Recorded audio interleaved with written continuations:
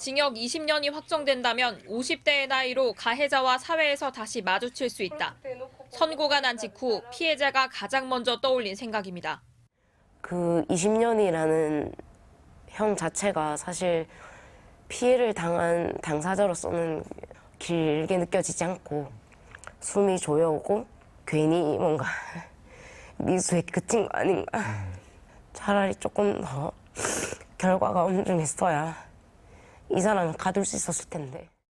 구치소에서 피해자 주소를 달달 외웠다는 가해 남성. 보복 범죄에 취약한 경찰 시스템. 징역 20년형도 피해자에겐 불안합니다. 가해자가 근처에 왔을 때 알림이 울리는 양방향 스마트워치라든지 그것도 개발이 된다고 했었는데 결국 무마가 됐던 것 같고요.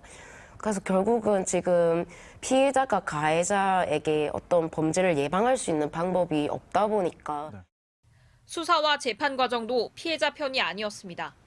재판 기록 열람이 안 돼 민사소송을 제기했는데 이게 되래 피해자 신원을 가해자에게 노출시키고 말았습니다. 기억을 잃고 나서 그 정보를 알기 위해서 많은 노력을 했었는데 그게 오히려 보복범죄로 이어질 가능성이 커졌다 보니까 많은 범죄 피해자분들에게 그런 재판 기록을 꼭 열람해 주셨으면. 결국 CCTV를 찾고 성범죄를 스스로 입증하는 용기를 내야 했습니다. 기억을 잃은 사람에게 뭔가 범죄의 원인을 찾는다는 것 자체가 굉장히 고통스러운 일인데 결국 이 가해자가 반성을 하고 있지도 않고 이 범행에 대해서 부인하고 있기 때문에 저라도 이성적으로 그 동기를 찾아야 된다고 생각했고. 그래서 또 다른 피해자가 나오지 않도록 가해자 신상 공개가 이뤄져야 한다고 촉구했습니다.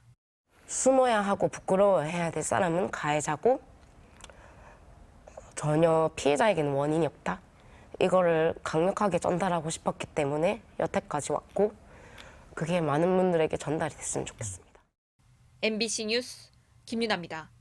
귀가하던 여성을 뒤쫓아가 무자비하게 폭행한 이른바 부산 돌려차기 사건. 피고인은 1심에서 살인미수 혐의로 징역 12년을 선고받았습니다. 하지만 항소심에서는 피고인의 혐의가 바뀌었습니다. 피해자의 청바지가 벗겨지기 어려웠고 피해자의 옷을 다시 감정해보니 청바지와 카디건에서 피고인의 DNA가 5곳에서 발견됐습니다. 또 출동한 경찰관이 청바지 지퍼가 내려가 있었다고 진술하면서 피고인의 혐의는 강간 등 살인미수 혐의로 변경됐고 재판부는 징역 20년을 선고했습니다.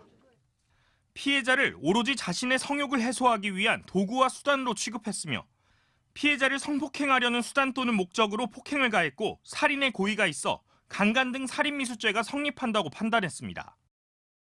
하지만 살인의 고의가 미필적이었던 점, 성폭행을 했다고 인정할 직접 증거가 부족한 점 등을 참작했다고 선고 이유를 밝혔습니다. 출소하면 그 사람 50인데 저랑 나이 4살밖에 차이 안 나는데 저렇게 대놓고 보복하겠다는 사람을 아무도 안 지켜주면 저는 어떻게 살라는 건지. 30대 가해 남성과 구치소에 같이 있었다는 사람은 재판을 참관한 뒤 이 남성이 구치소 수감 기간 내내 보복을 예고했다며 형량이 가볍다고 주장했습니다. 안에 있었을 때 나가서 피해자를 찾아가서 죽여버리겠다, 더 때려주겠다. 저한테 2주 동안 그렇게 하루도 빠짐없이 얘기를 했고요. 재판부는 피고인의 신상을 10년간 공개할 것과 위치 추적 전자장치도 20년간 부착할 것도 명령했습니다. 이에 대해 피해자 측은 형 집행기간과 겹치는 신상 정보 공개가 범죄 예방에 전혀 도움이 되지 않는다며 판결에 아쉬움을 토로했습니다. 신상 공개 정보 명령은 당연히 처분이 나와야 된다고 생각을 하였고요. 이러한 강력범의 경우에는 피고인 단계가 아니라 피의자 단계에서 피의자 신상 공개를 했었어야 됩니다. 사건 발생 1년여 만에 내려진 항소심 재판부의 판단에 대해 검찰은 조만간 상고 여부를 결정할 계획입니다. MBC 뉴스 류잼리입니다.